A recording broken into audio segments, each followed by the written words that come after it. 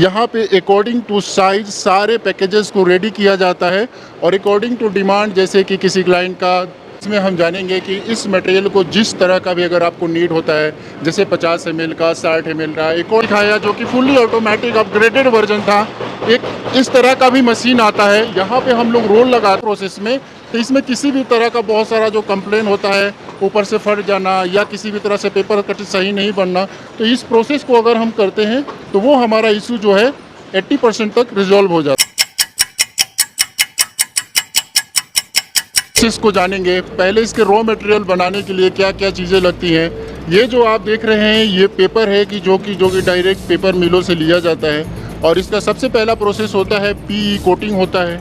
Coating होने के बाद इसको डायरेक्ट प्रिंट किया जाता है। ये जो मशीन आप देख रहे हैं ये प्रिंटिंग मशीन है। इसमें अकॉर्डिंग टू डिमांड इसमें हम लोग प्रिंट करते हैं। जैसे आपको सिंगल कलर चाहिए, डबल कलर चाहिए, 3 कलर चाहिए, 4 कलर चाहिए या ब्लैंक चाहिए, जिस तरह का रिक्वायरमेंट होता है उसके अकॉर्डिंग इस मशीन से इस ब्लैंक को प्रिंट किया जाता है। तो यहाँ पे हम लोग वाइट कलर का सबसे पहले हम लोग पेपर का रोल लेते हैं, जो कि पेपर मिल से लिया जाता है। बहुत सारी कंपनियाँ हैं, सेंचुरी हो गई, उस तरह के उसमें और भी है, जैसे कि खडिम्बा हो गया, TNPL हो गया, ITC हो गया, बहुत पेपर आता है। पेपर लेने के बाद पहला प्रोसेस हमारा कोटिंग का होता है। ये आप लोग देख रहे होंगे, इसमें हम लोग PLA कोटिंग होता है।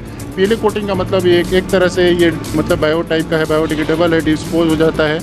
वो करने के बाद ये रोल रेडी हो जाने के बाद ये जो मशीन आप लोग देख रहे हैं ये फ्लेक्सो प्रिंटिंग मशीन है।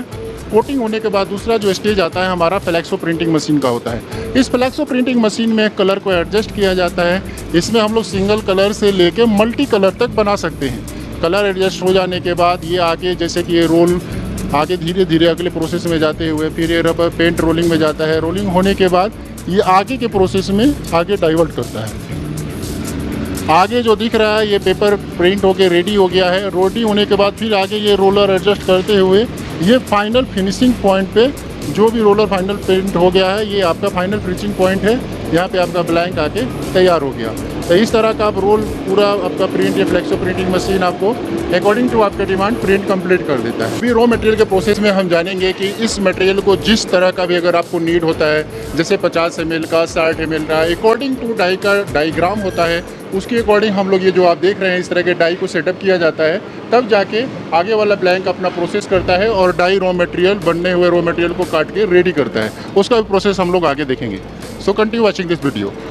अभी रॉ मटेरियल के प्रोसेस में हम जानेंगे कि इस मटेरियल को जिस तरह का भी अगर आपको नीड होता है, जैसे 50 ml का, 60 ml का, अकॉर्डिंग टू डाई का डाईग्राम होता है, उसके अकॉर्डिंग हम लोग ये जो आप देख रहे हैं इस तरह के डाई को सेटअप किया जाता है। तब जाके आगे वाला ब्लैंक अपना प्रोसेस करता है और डाई रॉ मटेरियल, बनने हुए रॉ मटेरियल को काट के रेडी करता है। उसका भी प्रोसेस हम लोग आगे देखेंगे।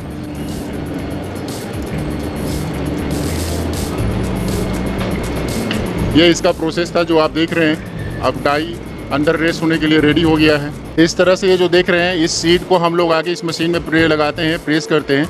इससे फ़ायदा क्या होता है कि जो ब्लैंक कटिंग करता है तो उस ब्लैंक को कटिंग करने के बाद इसे ब्रेक करता है और फाइनल प्रोसेस में नीचे लेके जाता है। यहाँ पे हमारा डाई पंचिंग मशीन में डाई का मतलब कटिंग करने वाला सेगमेंट एंड जो ब्लैंक है उसको नीचे थ्रो करता है। ये पूरा डाई आपका सेटअप हो गया है। अकॉर्डिंग टू जो ब्लैंक हम लोग जिस साइज़ का रेडी कर रहे हैं उस साइज़ के अकॉर्डिंग ये पूरा कटअप सेटअप हो गया है। पीछे रोल लगेगा, कैसे लगेगा ये आपको दिखाते हैं और आगे का प्रोसेस भी समझाते हैं। यहाँ तक वो प्रिंट कंप्लीट होने के बाद आगे का जो प्रोसेस होता है वो डाई पंचिंग मशीन का होता है।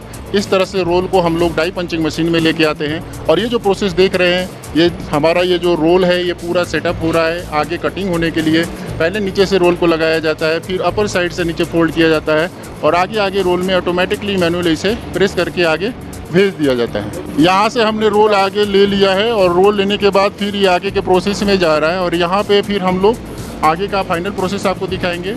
पर आगे कटिंग प्रोसेस के लिए बढ़ा दिया गया है।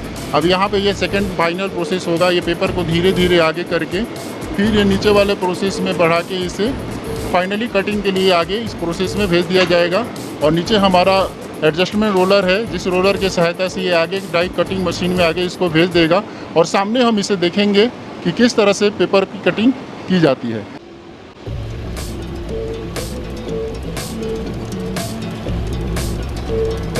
कटिंग होने के बाद ये हमारा फाइनल पोजीशन है। यहाँ पे ब्लैंक कट के रेडी होता है। ये डाई की सहायता से ब्लैंक को इस तरह कटिंग कर दिया जाता है। बस एक नॉमिनल मात्र का एक दूसरे से यहाँ पे ये जुड़ा हुआ है, बल्कि इसको जैसे हम लोग टच करेंगे ये पूरा ब्लैंक अपने आप ये बाहर हो जाता है। इस तरह से हम लोग कह सकते हैं कि ये ब्लैंक अपने आप रेडी होता है। ये हमारा फाइनल फिनिशिंग पॉइंट है। यहाँ तक हमने आपको बताया कैसे सेटिंग होता है, कैसे रोल सेटिंग किया जाता है और किस तरह रोल सेटिंग होने के बाद ये अपग्रेडेड हाई स्पीड मशीन है जो ऑटोमेटिकली ब्लैंक को कटिंग कर देती है अकॉर्डिंग टू हमारे डायग्राम, अकॉर्डिंग टू हमारे डिजाइनिंग।